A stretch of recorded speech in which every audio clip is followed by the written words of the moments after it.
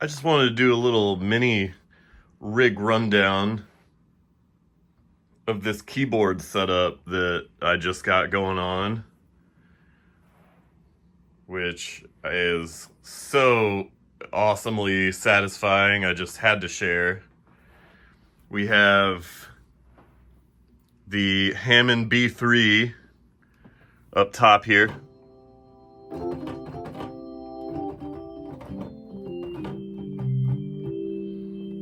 With expression pedal, necessary, very necessary, this expression pedal.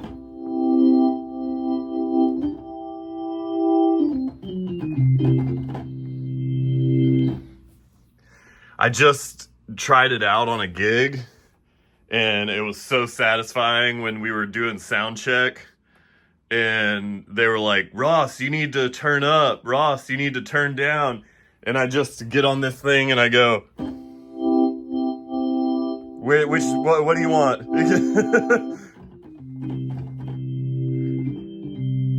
Because I play also pedal steel guitar, and I've noticed that that the old way of sound checking of like turn it up and play as loud as you can and get all the volumes even that way, that is not a good way to go about setting anybody's volumes. This is kind of like a PSA, what I've learned from playing live. We all need extra volume to like play dynamically with the band. So like I'm not gonna use all of the available volume I have until there's the loudest part that I can possibly be in a song where everyone else is as loud as they can be.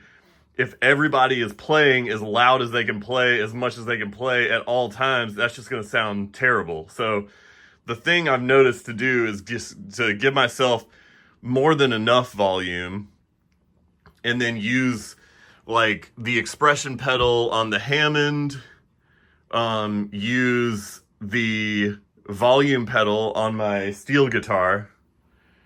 That's just how, and I explain to people when they're trying to check the volume that's how everybody should be playing. No matter what instrument you're playing, you should be playing dynamically.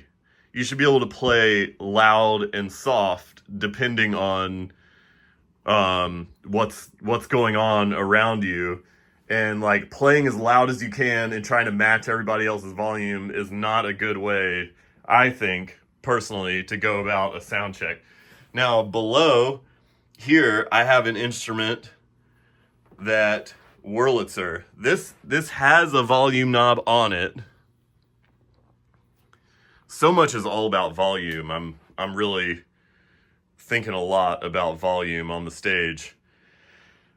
This has a volume knob on it, and I will kind of use this.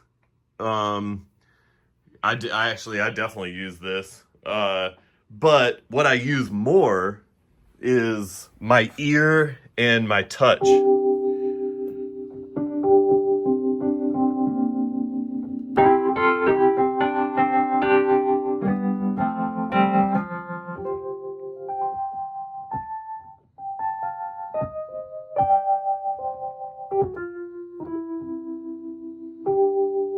So much is about how you play rather than what your volume is set to. Shout out to Mark Ross for providing me with this brand new sustain pedal for my Wurlitzer. I thought all hope was lost when I bought this Wurlitzer. They said, oh, you need to be extra delicate and careful with that original sustain pedal because those tend to break, and then you'll just be out of luck. But this is, I mean, now I don't think he created this, but it is a new, maybe it's from Vintage Vibe, I'm not sure. It's a new sustain pedal. You can get a new sustain pedal. It's okay. Don't be afraid to take your instruments out and play them live and break them. It's gonna be fine. This thing has made it since the I don't even know, the 60s, the 70s, something like that. Someone I never know, and someone in the comments will tell me, you know, the 200A was made from this year to that year, and I never really remember. The only bummer is I love this reproduction music stand, and I love having this in my studio here, because I do a lot of like reading music and writing with original songwriters, making notes. So unfortunately, there's not really room for that here up against the wall. So that's kind of the only bummer. I have the Wurlitzer going into this Bassman tin that I actually bought from a college student who bought this on Craigslist, and then got it home and found out that only one speaker was working in it, and it really was kind of trashed, honestly.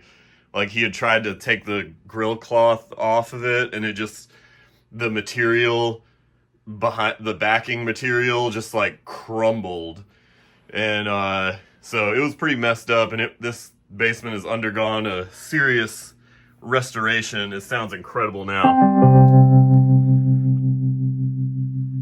This is awesome with the master volume. I think these are really underrated. Maybe you can still find a good deal on one. It's tube, and it's very, very heavy, and I try not to move it. It would be great for a gig, but ugh. Now I have the Hammond running through my studio monitors, which is, I mean, that's the best sound I'm gonna get.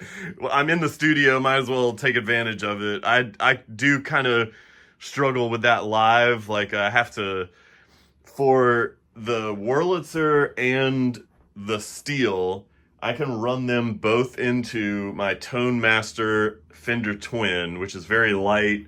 It's not in here right now, but I can run both of these instruments into that Tone Master Twin, and that is, I mean, it can't get much better.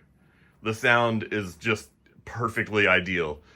Whereas this organ, I kind of struggle with different things. Sometimes when I plug it into the Twin, it sounds perfect.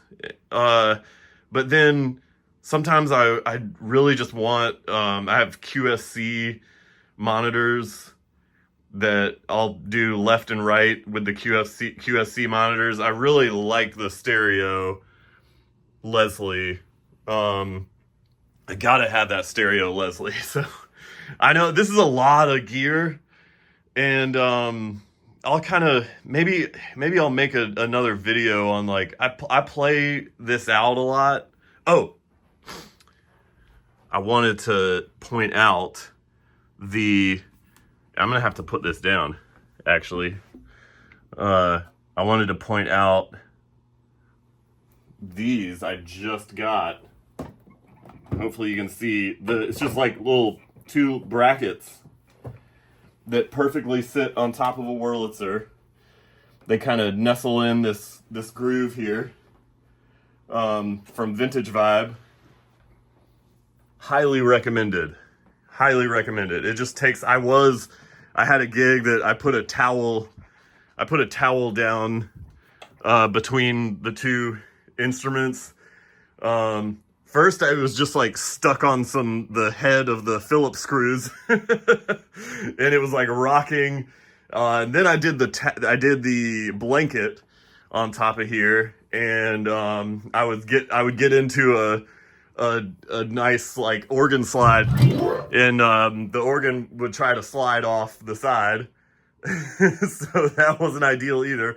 And you see the angle of this is just oh, it's so satisfying and perfect. The position is amazing. So, just wanted to shout out Vintage Vibe for those. And that's my 10 minutes.